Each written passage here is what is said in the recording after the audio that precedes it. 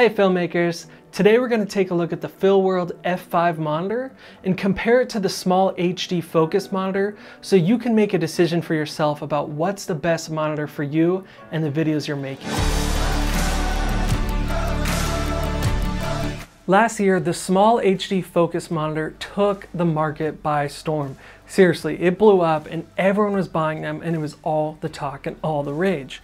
But of course, as things go, a bunch more companies after that started making monitors that look and work very, very similar.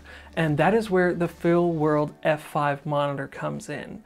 And it's one of those things where you wonder, is this just as good as a SmallHD monitor? So let's jump right into the side-by-side comparisons of the hardware and software so you can make a decision about which monitor is best for you and the way that you work. Let's start off with the most obvious things that they have in common. They're both 5-inch monitors, but they have different resolutions.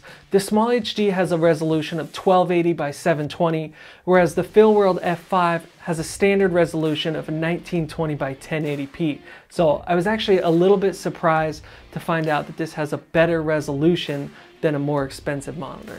And they both have almost the exact same design with the tilt arm. They both have a cold shoe mount on the side of the arm so you can mount an accessory like a monitor or a light or something like that. They both use Sony NPF batteries to power them, but the difference with the Feelworld monitor is that it actually has a DC in port and comes with a power cable so you can plug it right into the wall and use house power and never worry about battery life if you're somewhere that you can do that. That's a win for the Feelworld. They both take 4K HDMI inputs. Now the SmallHD Focus uses a micro HDMI and you can only run HDMI into it, whereas the F5 uses a full-size HDMI inputs, which is nice to have because it's a little bit more sturdy of a connection, and it also has full-size HDMI out, which is awesome because that means you can daisy chain to another monitor that maybe a focus puller can use, or if you're using something like a Teradect and wirelessly transmitting to another monitor, you can actually do that with this one, whereas with the SmallHD you can't. And there's actually been times where I'm running a Teradect and I wanted to do that, but I couldn't do HDMI out from it. And I actually wish that I had this one on set because of that. So that's another win for the Feelworld F5 monitor. Both of them have the capability to attach sun hoods to them, and the nice thing is the Feelworld monitor actually comes with one that velcros on and off and folds up nice and sleek, whereas the SmallHD one does not come with one. You have to buy it separately and it actually doesn't break down, so I find it a little bit difficult to travel with because the plastic sticks out quite a few inches and doesn't fit really well into a bag or a Pelican sometimes. So that's another win for the Feelworld F5 monitor. They both have the ability to power your camera using a dummy battery, which is nice to have, especially with the Sony cameras that have such a terrible battery life with those dinky little batteries. They both have headphone jacks, so if you're using a camera that doesn't have a line out, it's a great way to monitor your audio and make sure that you're getting a clean signal. Now let's talk about the software on these two different monitors. And this is the place where the SmallHD focus monitor really shines and outperforms the Feelworld F5. So the SmallHD focus monitor has so many tools packed into it, and because it's touchscreen, it's easy to get to them, turn them on and off, and create different pages that you can swipe between for different preferences when you're shooting. Now, the way to control the Feelworld F5 is with all the buttons that run across the top.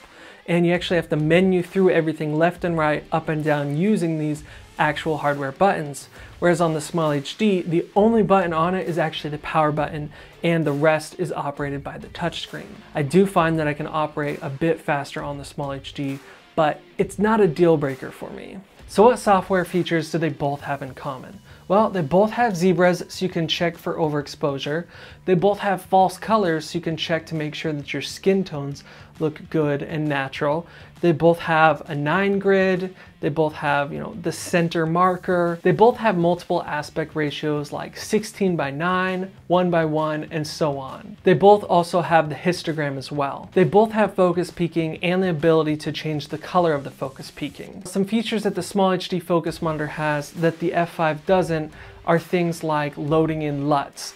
And that is something very nice to have if you're shooting in a flat picture profile like S-Log2 or 3, so things don't look really gray and washed out while you're actually shooting. You can see what it's going to look like in post-production by loading in that LUT. You can customize 2 buttons, and that's F1 and 2, and what I have them set up for right now is false colors and the histogram, which are probably 2 of the things that I do use the most on my monitor. So let's talk about the cons. Honestly, there are only a few disadvantages that I can think of with the Feelworld F5. And one of the ones is actually probably just a personal preference, but there's no 1/4-20 thread on the bottom of it. So if you want to take it off the tilt arm and mount it in a different way, you can't do that. And that's something that the Focus monitor has and that I've actually used quite a few times. So it's something that they could easily add, and maybe they'll do it in a new model or something like that.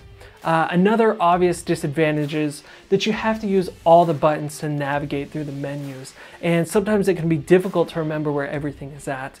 And I also found that the power button is right next to the rest of the buttons, and I've accidentally hit it off a few times just when I was trying to go through the menu. So I think it'd be smart if they move the power button somewhere else on the monitor so that you don't accidentally turn it off in the middle of shooting. Other than those few things, I think that the Feelworld F5 is a great alternative to this SmallHD Focus monitor. They have so many things in common, and if you're on a budget, this is less than $200 at the time of filming this, and the SmallHD Focus costs more than twice that without any accessories at $500. So if you're just looking to get things in focus better, get better framing, and get better exposure, this is a great way to do that. So it's all up to you. What kind of budget do you have? What features do you want? Honestly, I think they are both so similar and comparable that either one would be a great choice. If you are interested in picking one of these monitors up, I've left links down in the description, so definitely check them out. If you want to learn how to light and shoot better videos, hit subscribe right now. I know a bunch of you guys watching this are not subscribed, so please hit subscribe, hit that bell notification, like, share, comment, all that garbage, and subscribe to PewDiePie. I will see you guys in the next video.